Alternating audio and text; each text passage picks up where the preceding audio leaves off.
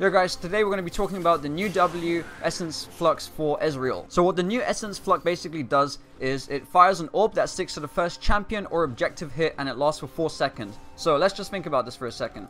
So you can be anywhere. Obviously it doesn't do anything with minions. So if we just shoot it through minions, absolutely nothing happens, no damage whatsoever. But obviously with the champion, even if something's in the way, it's fine.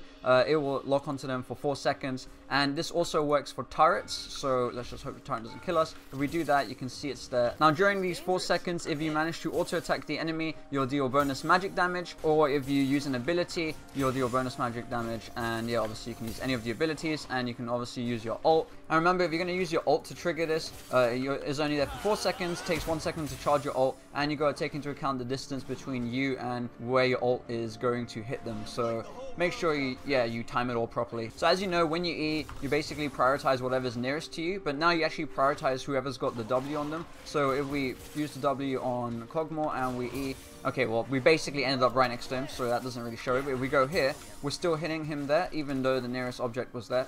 So that's pretty nice. And there's actually a bonus for hitting the enemies with your abilities as opposed to an auto attack, because yeah, obviously you can just auto attack them, which is alright. So if you actually use an ability, what happens is you get the mana cost of the ability you used back, and you get 60 extra mana. So obviously you'll want to, let's just take off auto refresh mana.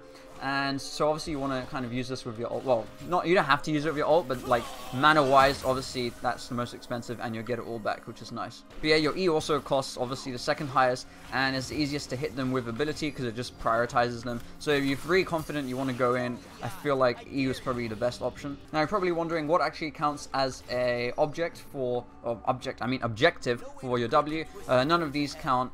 Even the red buffs and stuff don't count. The ward thingy-majiggy doesn't count. Scuttler doesn't count, but dragons do, and Baron does as well when it eventually comes up. And obviously when you're using it on a turret, the only way to trigger it is to auto attack. You obviously can't use an ability because it's not an enemy that you're attacking, and you obviously can't Q it, and you can't ult it. So yeah, you just gotta go to the good old auto attacking. An inhibitor also counts for your W as an objective. So another interesting point is even if you W Cogmore under the turret will start to attack you, even though you're not doing any damage to Cogmore unless you obviously trigger the orb. So be careful when you do that, and maybe just hit the turret with your W so that, you know, you could have fun times. And remember, now that the W's changed, you can't do the whole attack speed boost thing that you do to yourself and to your friends with your W, but you can still improve your attack speed by using your abilities on targets. And in case you're wondering, when you level up W, it just increases the damage, nothing to do with cooldowns or mana cost, it's just pure damage. And finally,